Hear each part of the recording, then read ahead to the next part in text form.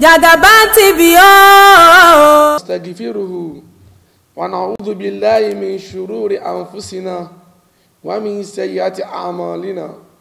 Man yahdihillahu fala mudilla lahu wa man yudlil fala hadiya lahu. Wa ashhadu an la ilaha illallah wahdahu la sharika lahu wa ashhadu anna Muhammadan abduhu wa rasuluhu alayhi afdalus salat wa taslim.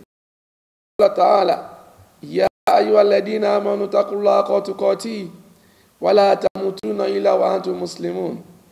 Ya ayyuhan nasu taqu rabbakum alladhi khalaqakum min nafsin wahidah wa khalaqa minha zawjaha wa batha minhuma rijalan katsira wa nisaa taqullaha alladhi tasaaluna bihi wal arham innallaha kana alaykum raqiba. يا أيها الذين آمنوا اتقوا الله وقولوا قولا سديدا يصلح لكم أعمالكم ويغفر لكم ذنوبكم ومن يطع الله ورسوله فقد فاز فوزا عظيما. Adúpẹ́ fún Ọlọ́run, atọrọ ìkẹ́ àti ìgẹ̀ fún Ànábì wa Muhammad, ẹni tí Ọlọ́run rán sí wa láti wá jíṣẹ́. Ó sì jẹ́ iṣẹ́ náà ní àjẹ́ pé kò yọ kúrò, kò sì fi kún. Ìkẹ́ Ọlọ́run, ọlá Ọlọ́run kí ó máa bá Ànábì wa Muhammad sallallahu alayhi wa sallam àtàwọn ẹbí rẹ̀ àtàwọn ará ilé rẹ̀. Akíra wa kú ọdún, ààwẹ̀ náà ló ń lọ bó ṣe ń lọ yìí. Ọlọ́run abẹ́ tọdún yìí má ṣe mọ́ ní àgbàmọ́fẹ́ ní kankan wa. A tún wá ń bẹ Ọlọ́run ń gbé tó.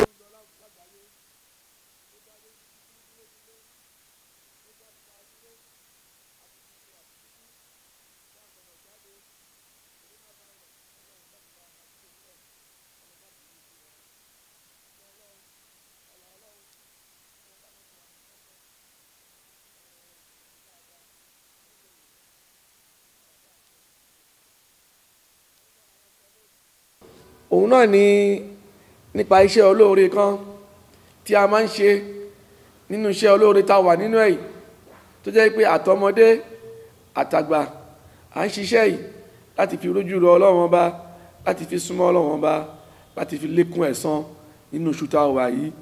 Ṣùgbọ́n iṣẹ́ olóore yìí ó tún wá ní òfin, ó ní májẹ̀mú. Ọ̀pọ̀lọpọ̀ ń ṣe àìtẹ̀lé májẹ̀mú rẹ̀, àìtẹ̀lé òfin rẹ̀, ó tún wá ń kó bá wọn. Kàkà kókó rire bá wọn, ọ̀tọ̀ ni tí ó kó bá wọn. A fẹ́ sọ fúnra wa lónìí ká lè mọ̀ májẹ̀mú iṣẹ́ yìí, ká sì mọ̀ bá ṣe ká ṣe máa ṣe tó dẹ́ wípé a máa gba ládá lọ́dọ̀ Ọlọ́run, a ní máa ṣiṣẹ́ yìí láti fi rójú rẹ Ọlọ́run tó jẹ́ pé Ọlọ́run tún bínú sí wa ni.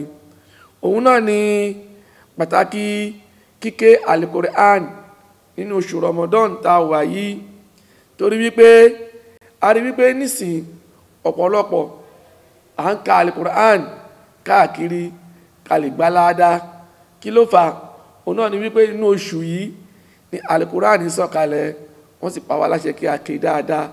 Kódà a rí kà wípé àwọn Salaf, àwọn tí wọ́n gba wájú wa ní àwọn ẹni rere, ẹlòmí ọjọ́ mẹ́ta ló fi ń parí Al-Qur'an. Kódà wọ́n sọ fún wa pé tá bá tún lè kéré sẹ́jọ́ mẹ́ta ká fi parí rẹ̀, ká ké lọ́pọ̀lọpọ̀ ká lè gbá ládá lọ́dọ̀ Ọlọ́run. Ṣùgbọ́n ìké Al-Qur'an, ìmáka Al-Qur'ani, ìmátẹ́tí sí Al-Qur'ani, ó lófin, ó ní májẹ̀mú, ó lẹ́kọ̀ọ́ kíké. Tá bá tẹ̀lé ẹ̀kọ́ yìí yóò máa jásìkò ẹ̀mí fún wa ni. Ẹ̀hun tó fà náà ni wípé oṣù tá wà yìí gẹ́gẹ́ bí a ṣe mọ̀, Ọlọ́run sọ fún wa pé a'udhu billahi minash shaitonir rajim. Shahru Ramadana alladhi unzila fihil Qur'an hudan linnasi wa bayyinatin minal huda wal furqan. Al-Qur'an ta ní kẹ́ máa ké yìí nínú oṣù tá wà yìí ló sọ̀kalẹ̀ nínú fáwọn ọmọ Ádámọ̀. Kí ló jẹ́ fún wa? Hudan linnasi, yìí máa jẹ́ àfinimọ̀nà fún wa. Wa bayyinatin minal huda, yóò máa ṣe ìyànná àwọn ojú ọ̀nà láti máa rí oríire nínú Al-Qur'an wal furqan. Al-Qur'an ta wí yìí náà yóò máa ya irọ́ àti òtítọ́, yóò máa yà wọ́n sọ́tọ̀ọ̀tọ̀. Ẹni bá ń tẹ̀lé nípa ìdí eléyìí a gbọ́dọ̀ tẹra mọ́ kíké rẹ̀, ṣùgbọ́n àgbọ̀dọ̀ máa ké lásán láì mọ òfin. Kí ni pàtàkì Al-Qur'an? Ká lè mọ̀ pàtàkì rẹ̀ kí a tó kó sínú kíké. Ọlọ́run ní ya ayyuhan nas قد جاءتكم موعظة من ربكم وشفاء لما في الصدور wa huda wa rahmatun lil mu'minin. ẹ̀yin èèyàn alukuran tí mo sọ kalẹ̀ fún yín ó ti dé bá yín. kí ni alukuran náà? mọ̀wíìzọ̀, ìṣínilétí, ìkà fún wa ohun tó Ọlọ́run fẹ́ àti ohun tí ó fẹ́, ohun tá a ṣe tá a fi rójú rẹ Ọlọ́run ìbẹ̀ nínú alukuran, èyí tá a ṣe tá a fi rí ìbínú rẹ̀ tá a gbọ́dọ̀ sá fún ìbẹ̀ níbẹ̀, ohun tá a ṣe tá a fi rójú rẹ àwọn òbí wa ìbẹ̀ ń bẹ̀, ohun tá a ṣe tá a fi rójú rẹ àwọn aládùúgbò wa ìbẹ̀ ń bẹ̀, ẹ̀kọ́ bàbá sọ́mọ ìbẹ̀ ń bẹ̀, ẹ̀kọ́ ọkọ àti ìyàwó, ìbálòpọ̀ àwọn méjèèjì ìbẹ̀ ń bẹ̀, ìbálòpọ̀ ọkọ sí ìyàwó rẹ̀, bí ìyàwó yóò ṣe tọ́jú ọkọ rẹ̀, bí ọmọ yóò ṣe sí àwọn òbí rẹ̀ ìbẹ̀ ń bẹ̀. gbogbo eléyìí la gbọ́dọ̀ kọ́, tá a bá ti wá ń kọ́, tá a bá ń tẹ̀lé, yóò mọ jóríire fún wa láyé àti ní àlìkìyámọ̀. eléyìí bẹ nínú àlìkùránì fún wa wà ṣìfáhùn. bákan náà àlìkùránì tá à ń sọ yìí ìwòsàn ló jẹ́ fún wa nínú wọn fi sùdúrì gbogbo ìdìkudì tí ń bẹ nínú ọkàn wa. àlìkùránì kíké yóò yọ kúrò gbogbo wàhálà tá a rò pé a kó sí láyé yìí. kí náà àbáyọ? àlìkùránì kíké ni. covid-19 tí ń bá wa jà yìí, ọ̀nà àbáyọ kúrò ń bẹ àlìkùránì kíké ni. wàhálà tí ń ṣẹlẹ̀ láwùjọ yìí àti bọ́ ń bẹ a máa bẹ Ọlọ́run bá pẹ̀lú ọ̀rọ̀ Ọlọ́run bá ní. wàhúdà wa rahmatun lil mu'minin. hùdá àlìkùránì àfinimọ̀nà ni. téèyàn bá ń ké àlìkùránì yóò máa fi wá mọ̀nà dáadáa. ohun tó Ọlọ́run fẹ́ àti ohun tó Ọlọ́run fẹ́ ibẹ̀ láti rí kà. hùdá àfinimọ̀nà ni fáwọn tó fẹ́ ṣoríire láyé àti lálìkìyámọ̀. wa rahmah ìkẹ́ni àlìkùránì àánú ló jẹ́ fún wa lil mu'minina fáwọn tó bá gbọ́ Ọlọ́run bá gbọ́ lódodo. gbogbo eléyìí Ọlọ́run sọ fún wa nínú alukoran tó jẹ́ wípé a lè máa ké nínú oṣù yìí, a sì máa kà á fi ṣoríire. ṣùgbọ́n ohun tá a fẹ́ kọ́ra wa lọ́sàn-án yìí òun náà ni wípé kí ni àwọn òfin tí Ọlọ́run kọ fún wa bá ṣe lè tẹ alukoran, báwo la ṣe lè kà á tá fi ṣoríire. àkọ́kọ́ famin adabi tilawatil Qur'an, lára àwọn ẹ̀kọ́ tí ń bẹ fún kíké alukoran nínú oṣù yìí òun náà ni ikhlasu níyà.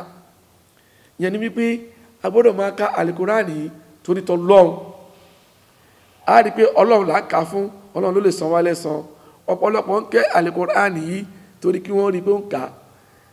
ibi tí ó yẹ kó ti ké ní òmò ké, kódà kò ní ké alukurani tẹ́lẹ̀tẹ́lẹ̀ yóò mọ tẹ fóònù ni. tó bá rí i pé èèyàn kan ń bọ̀ a sáré gbé fóònù lẹ̀, a gbé kurani yóò àmà kó kọ́ lè mọ̀ pé àfáàkà kurani gan o ń sin lọ́gbọ̀n ní Ramadan yìí o. ẹni bá ń ṣe léyìí kò ní ládàá torí wípé ó ti gbéṣẹ́ Ọlọ́run fún èèyàn. èyí tó ń ṣe yẹn nínú Islam òun là ń pè ní àríyáwó ṣíárìmí. and whereas àríyáwó in Islam, ṣíárìmí nínú Islam ẹbọ ni lọ́kà sí ṣíríkù ni.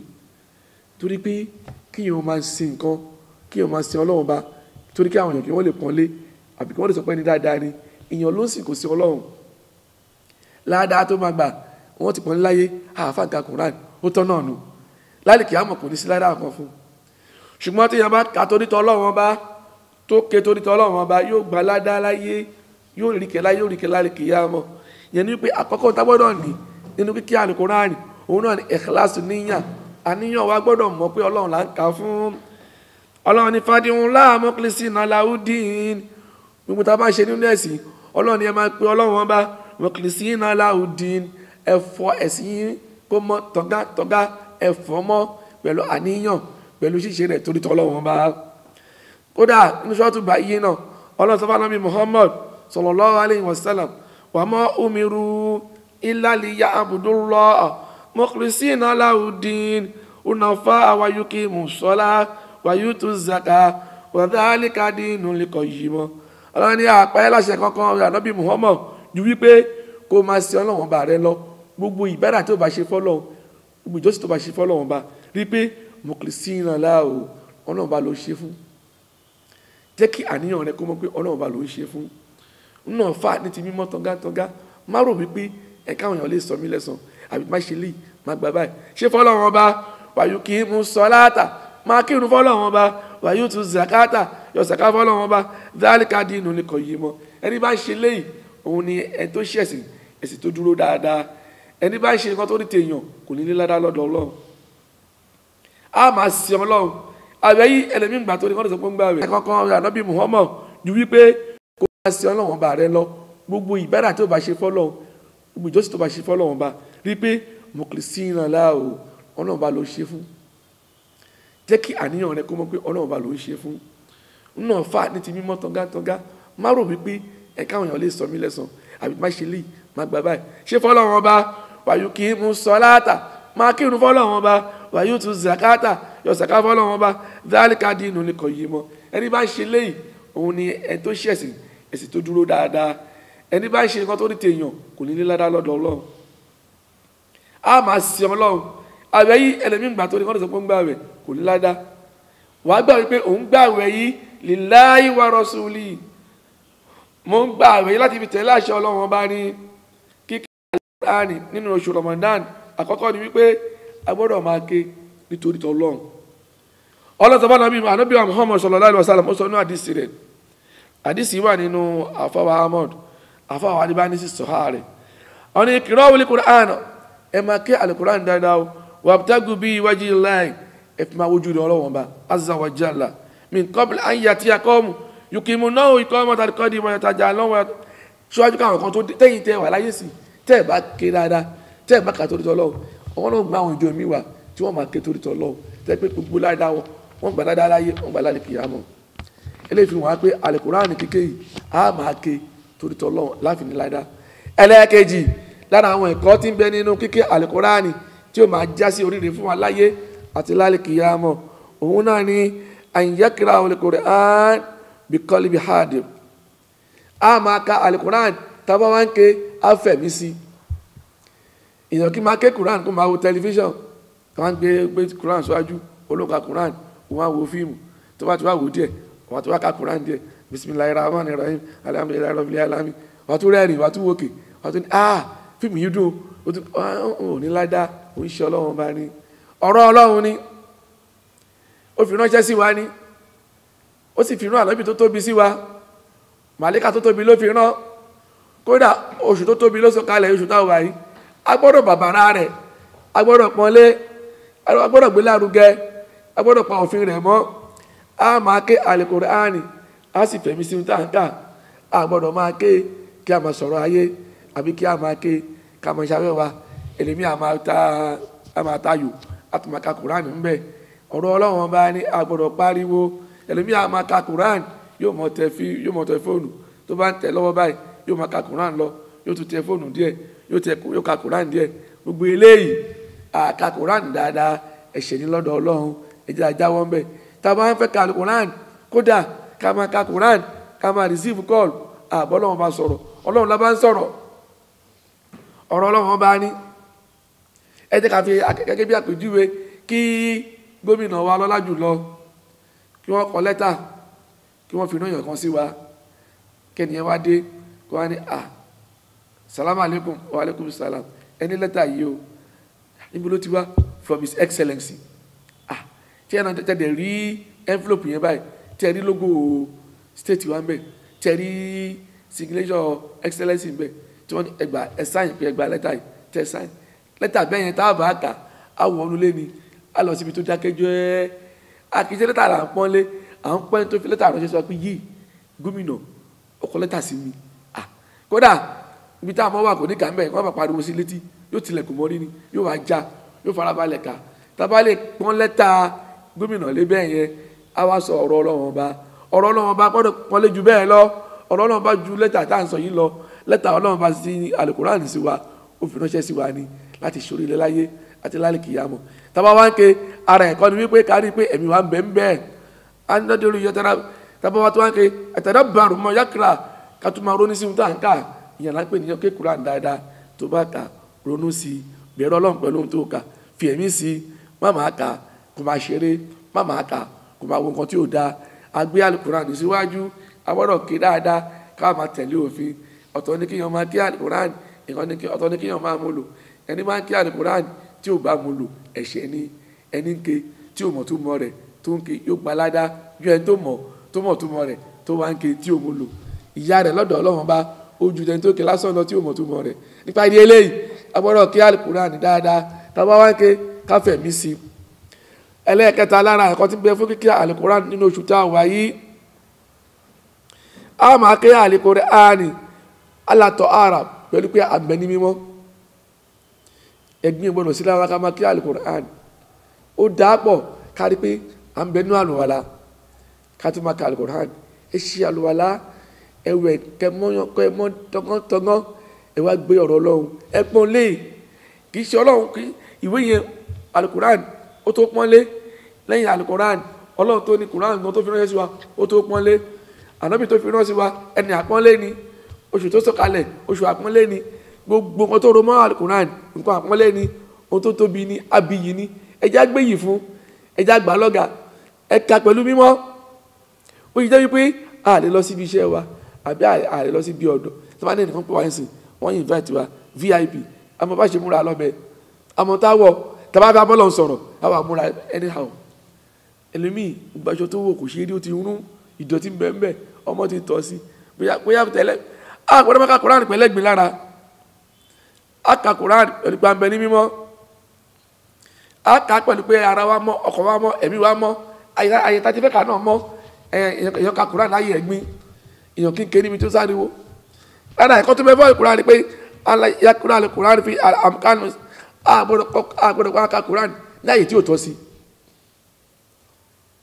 ilé sí ọ̀pọ̀lọpọ̀ tí wọ́n fẹ́ parí Al-Qur'an alátànsọ́nu èèyàn kíkọ́jú amadé bẹ́ẹ̀ wọ́n fẹ́ parí Al-Qur'an wọ́n fẹ́ parí mẹ́ta wọ́n fẹ́ parí méje tí wọ́n bá dé ní mọ́tò wọ́n bá ṣe Al-Qur'an mọ́tò tó sì wà ní ẹ̀yìn ẹni tájọ wọ mọ́tò ẹni tó wà mọ́tò dírẹ́fà òun ti fi orin sí orin ń dún lálálá àwọn tó wà lẹ́gbẹ̀ẹ́ wọn pariwo wọ́n mú Qur'an jáde a'udhu billahi minash shaitanir rajim ó ti gbèsè lọ́dọ̀ Ọlọ́run torí pé wọ́n tó máa ń ka Al-Qur'an fastami'u lahu wa ansitu ẹ̀dákẹ́ ẹ̀tẹ́tí sí ibi tó ti ka yẹn ayé ariwo ní ìwọ ló gbé lọ́bẹ̀ ìwọ ló gbèsè lọ́dọ̀ Ọlọ́run àwọn tí wọ́n ń pariwo wọn jẹ̀bi ṣùgbọ́n ìwọ tó ka Al-Qur'an ayé ariwo wọn ló jẹ̀bi mọ́ Al-Qur'an ilé má ka láyé ariwo tó bá délé má ka Al-Qur'an rẹ lọ mọ́ṣáláṣí kó lọ kà ń bẹ̀ lọ sí yàrá rẹ tó dákẹ́ kó lọ kà ń bẹ̀ ẹlòmíì láàrin ọjà ló ti gbé Qur'an tó ń pariwo ẹ bá ara ta o onígàrí rẹ o eléwo rẹ o àwọn ṣe Qur'an láàrin ọjà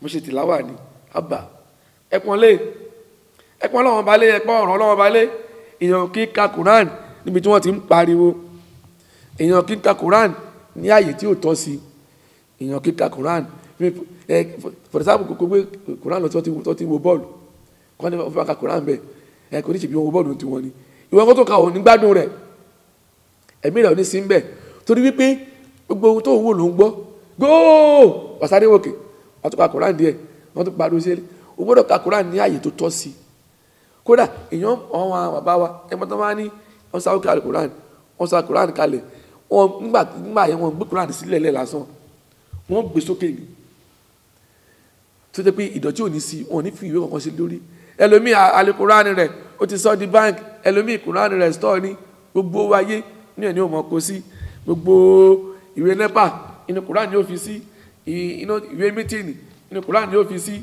ìwé àbọ̀ family meeting inú Qur'an ni ó fi sí gbogbo ohun tó tọ́ sí Qur'an ó wá sọ di diary kalamullah ọ̀rọ̀ Ọlọ́run bá nífa ìwé tó tóbi mọ́ ọdún tátà lóbi buhari 23 years ló fi sọ̀kalẹ̀ fún Ànábì Muhammad sallallahu alaihi wasallam 23 years bit by bit díẹ̀ ló fi sọ̀kalẹ̀ fún Ànábì tó fi di odidi báyìí kò sí yọ kúrò kò fi kún yẹn náà Áfíríkà láàgbé sí bí ariwo wọ́n ní nígbà míì tí Jibril tó bá sọ ayàkalẹ̀ fún Ànábì Muhammad sallallahu alaihi wasallam ìyàwó Aisha ni tó bá gbàmí tó pé inú òtútù ni Ànábì sì máa làágùn tó bá gbà wáyìí nígbà tó bá jẹ́ inú ooru ni wọ́n pé nínú ooru ni òtútù sí mọ́ Ànábì Muhammad pẹ̀lú pé gbọ́rọ̀ Ọlọ́run ọba tó tóbi òun làwọn sọ di ẹ̀fẹ̀ lónìí ẹ̀lẹ́mí akọ̀ mú jáde àti wọ́n ti kéékèèké Jésù méjì yóò kọ̀ fata níbi ariwo kíka Qur'an níbi ariwo a máa ka Al-Qur'an níbi tí ò sáriwo tẹ́ pé àwa gan a máa gbọ́ ohun tá ń kà a máa ronú sí yóò sì mọ yé wa kíka Al-Qur'an níbi tí wọ́n ti ń ṣeré ayé lára ẹ̀kọ́ tí ń bẹ fún kíkẹ́ Al-Qur'an òun náà ni wípé tàwa fẹ́ ka Al-Qur'an kí a máa ṣe a'udhu billahi minash shaitani rajim kí a tó bẹ̀rẹ̀ àṣẹ Ọlọ́run bá lélẹ́yìí ń bẹnu suratu Nahl Ọlọ́run ní fa idha qara'ta al-Qur'an fasta'idh billahi minash shaitani rajim tàwa fẹ́ kí Al-Qur'an ẹ wá ṣọ́rí kúrò níbi èṣù ẹ wá aṣọ kúrò lọ́dọ̀ èṣù àtàwọn ọmọ ogun rẹ̀, ẹ wá bẹ̀rẹ̀ pẹ̀lú orúkọ Ọlọ́run Ọba, torí pé kí ni ṣèitán ó ti mọ ládá tẹ́ gbà tẹ́ bá kà, ó mọ retí bẹ́ẹ̀ fún yín, kò ní fẹ́ kẹ́ gba ládá, kò ní fẹ́ kẹ́ rí oore, a máa kó ròyìn ayé, a máa kó sí yín lọ́kàn, gbogbo ohun tí ò tọ́ sí yín ni ó mọ̀ kó wá síwájú yín. Òun ló fà tá fi ní pé alukuran máa kà níbi tí ò sáriwo, gbé lọ mọ́ṣáláṣí àbí nínú yàrá rẹ àbí fàrándà rẹ, ṣáàrí wípé àyè tó mọ́ ni.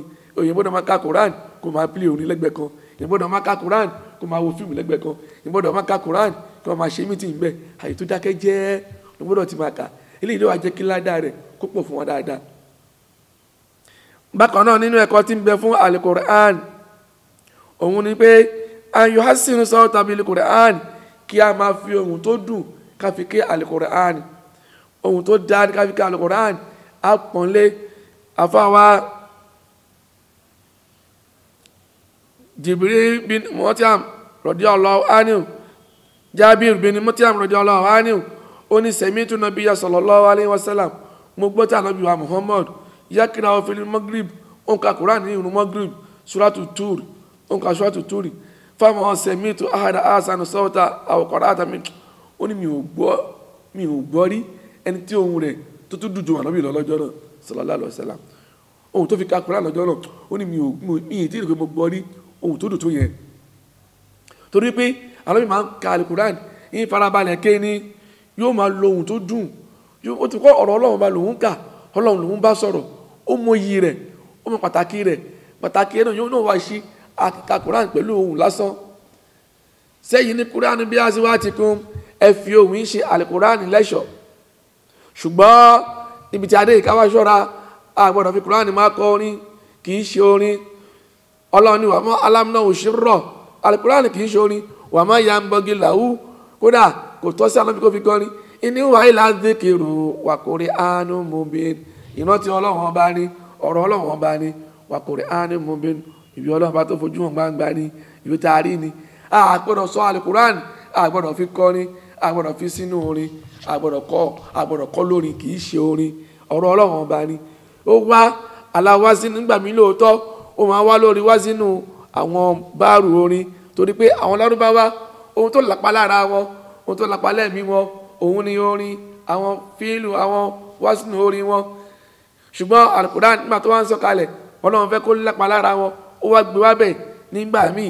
Ẹ rí i pé àwọn súrà ẹ̀mí yóò mọ parí pẹ̀lú aráàfin kan tí ó mọ parí bí ọmọ tó ń ṣe literature ní school.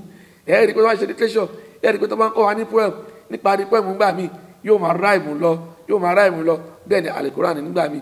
Ṣùgbọ́n kì í ṣe orin, àbọ̀dọ̀ kọ́ lórin.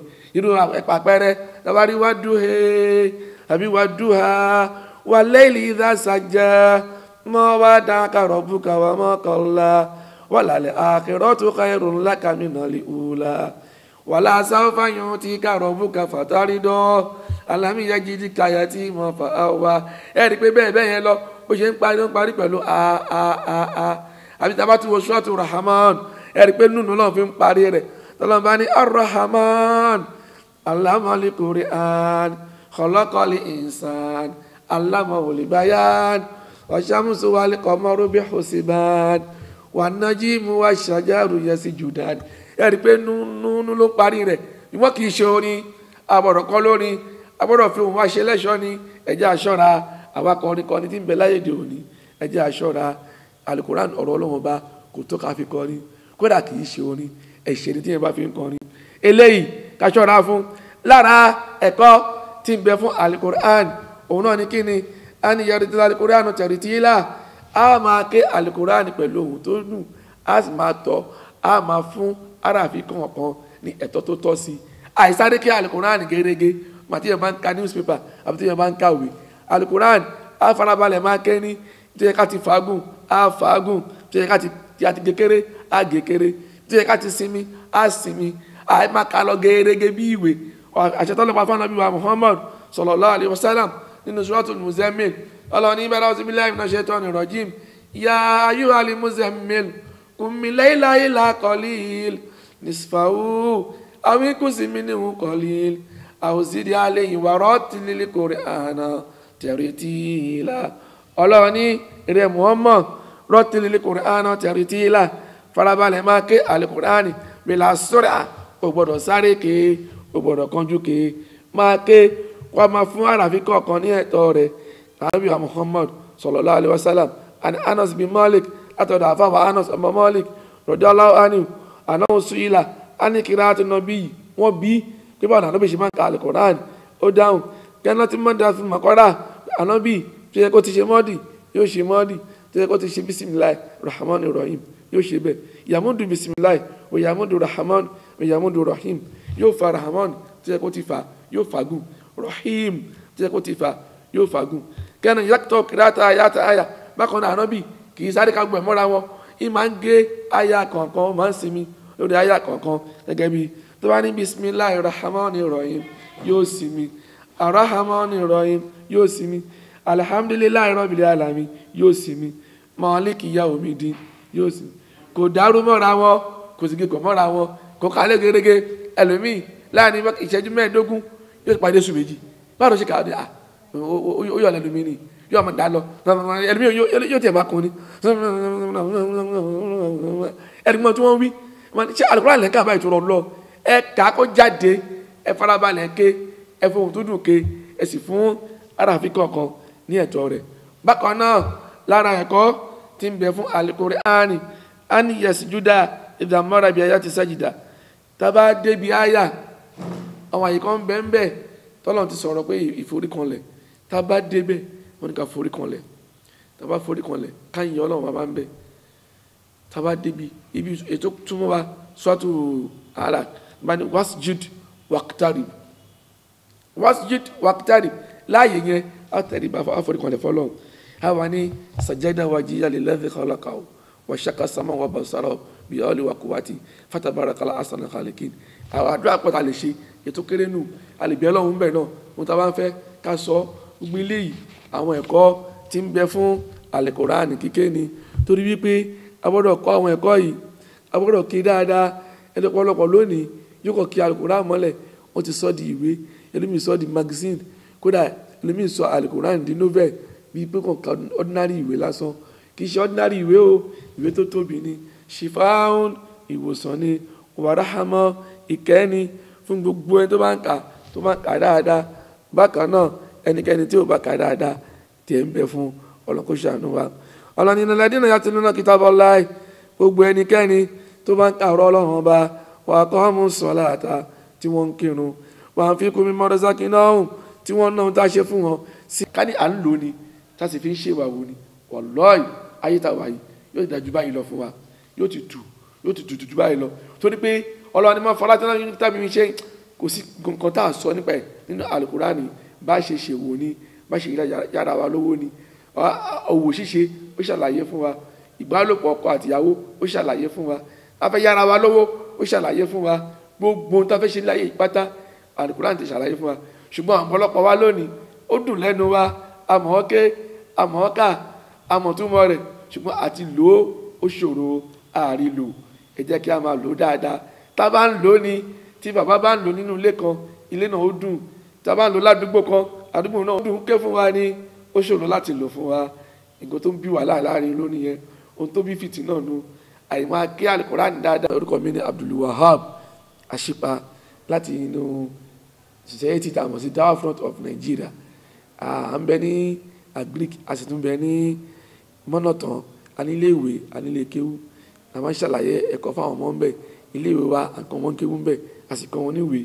a sì ti ta fees ní every weekend láti Saturday Sunday tí wọ́n dé tí wọ́n máa Kùránì sórí Kùránì tàṣọ iná là ń kọ́ wọn ń bẹ ohun táwọn bí sọ là ń kọ́ wọn ń bẹ gbogbo eléyìí ẹ jẹ́ ká àmọ́ náà kí wọ́n á darapọ̀ mọ́ wa subhanaka Allahumma bihamdik nashhadu an la ilaha illa anta nastaghfiruka wa natubu ilayk subhana rabbika rabbil izzati amma yasifun wa salamun ala al-mursalin walhamdulillahi rabbil alamin. Àjànàkú kọjá mórí kan fìrí bá a bá rẹ́rìn ká mọ̀ pa á rẹ́rìn Jagaban TV.